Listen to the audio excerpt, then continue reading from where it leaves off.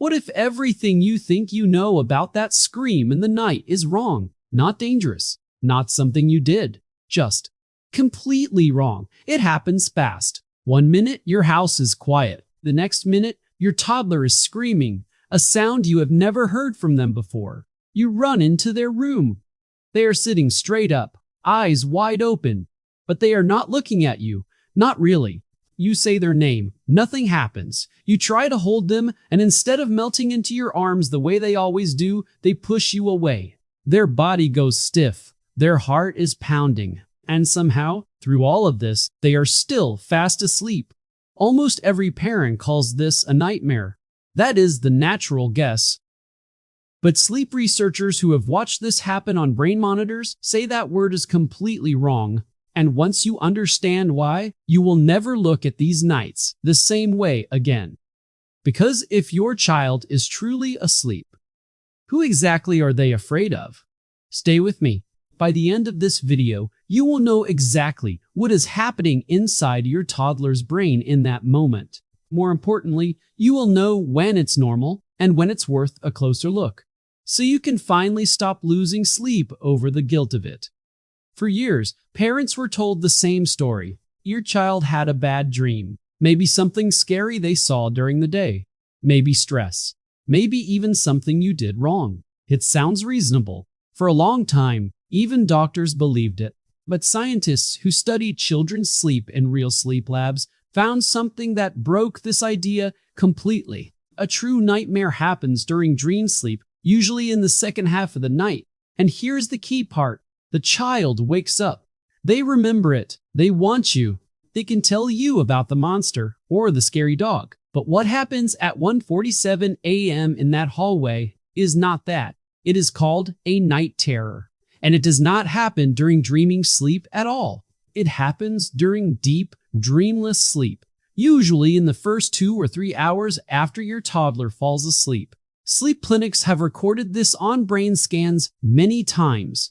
Right up until the scream, and even during it, the child's brain still shows the slow, heavy pattern of deep sleep. The eyes are open, the body is thrashing, but the brain on the screen is still asleep. That strange mix, a fully active body attached to a sleeping brain, is what made scientists throw out the nightmare explanation completely. So if it isn't a bad dream, and they aren't scared of anything they can actually see, what is really going on? The answer came from a totally different area of science, not psychology, but brain wiring itself. Doctors call this a partial arousal. In plain words, your toddler's brain is trying to move between 2 sleep stages at the same time, and for a few scary minutes, it gets stuck halfway. Here's the strange part. One part of your toddler's brain, the part that controls moving, breathing, screaming, sitting up, is fully awake. But the part that controls awareness, memory, and recognizing your face is still deeply asleep. 2 systems that are supposed to switch together have split apart for a short window. Your toddler is not having a bad dream. They are not even conscious. Their brain isn't doing something to them. It's doing something around them. In a very real way, they are not home right now. This is why your voice doesn't reach them. Why eye contact doesn't land. Why holding them sometimes makes it worse. Because to a brain that isn't processing things normally, a sudden touch just feels like one more confusing signal added to a system that's already tangled up. But here's where it gets more complicated. Because if this were purely mechanical, every toddler would have night terrors at the same rate. They don't. Scientists say there is a strong family connection here. If a parent had night terrors, sleepwalking, or even sleep talking as a child, their toddler is much more likely to have the same thing. This isn't random. The way a brain switches between sleep stages seems to be passed down, which means the toddler screaming in your hallway may be running the exact same brain wiring you had at their age. You might literally be looking at your own childhood. There's a second thing that makes it worse, and this one you can actually control. Being overtired. A brain that is short on sleep switches between stages more roughly, more suddenly, which is why night terrors show up more after missed naps, late bedtimes, travel, sickness, or a new baby in the house. The cause doesn't change, but how often it happens absolutely does. And there's a third layer that even surprises the researchers. Night terrors and sleepwalking sit on the same spectrum. A toddler who screams tonight may, in a year, simply get up and walk to the kitchen instead. Same brain glitch, just a different outer shape. Doctors call this arousal disorder overlap. It's why one house can have a night terror child, a sleepwalking child, and a child who talks nonsense in their sleep, all from the same wiring, and none of it caused by bad parenting. This is not a behavior problem to fix. It is a stage of brain growth to wait out. Most children grow out of it completely once this part of the brain finishes developing, somewhere in the early school years, though most toddlers leave it behind long before that. So take that moment you walked in on, the screaming, the wide, unseen eyes, the fear that dropped your stomach, and look at it again with everything we now know. That is not your toddler being traumatized.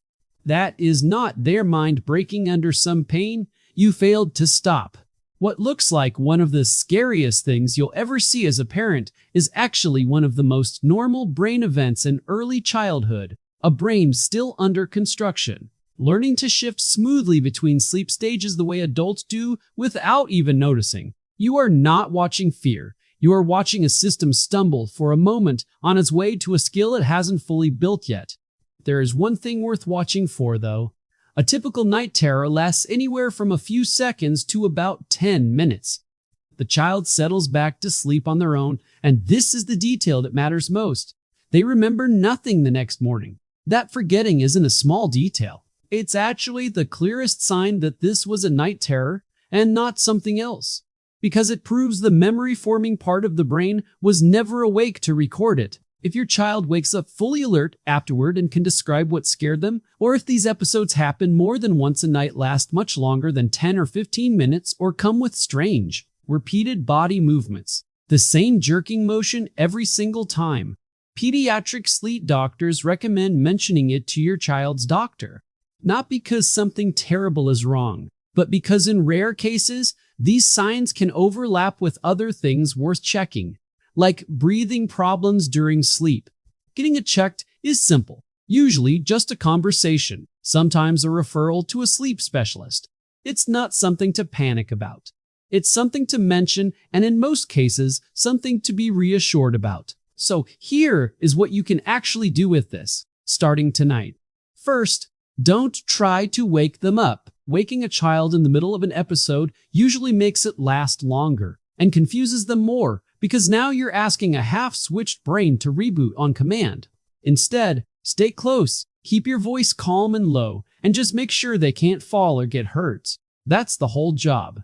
Second, protect the danger window. Since most night terrors happen in the first few hours of sleep, some parents use a trick called a scheduled wake-up, gently waking the child about 15 to 20 minutes before their usual episode time. Just enough to shift their sleep cycle, then letting them fall back asleep. It sounds strange, but it works because it breaks the stuck transition before it even starts. Third, protect their sleep. Since being overtired is the biggest trigger researchers keep finding, an earlier bedtime and a steady nap schedule will do more to stop these nights than almost anything else. And fourth, don't bring it up the next morning. Since your toddler remembers nothing, talking about it, asking if they had a bad dream, telling them what happened, doesn't comfort them. It can actually plant a fear they never had, making them think nighttime is something scary when, as far as their mind knows, nothing happened at all. Let the morning stay clean, the same way their brain already has. So, the next time you're standing in that dark hallway at 2 a.m., watching your child scream at something you cannot see, remember what you're actually looking at. That is not your child in danger.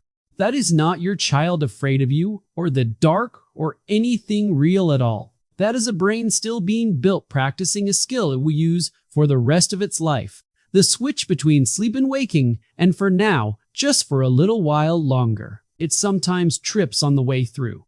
You are not failing to reach them. There is, for these few minutes, no one to reach. And in the morning, when they wake up smiling, asking for breakfast, remembering nothing, that's not them hiding it from you. That is proof the system worked exactly the way it was supposed to. If your toddler has ever done this, Tell me what time it happened. Because there's a pattern in the comments of this channel that shows up almost every time, and it's not the one you'd expect. The parent standing in a dark hallway right now, phone in hand, Googling this at 2 a.m., needs to know they are not the only one.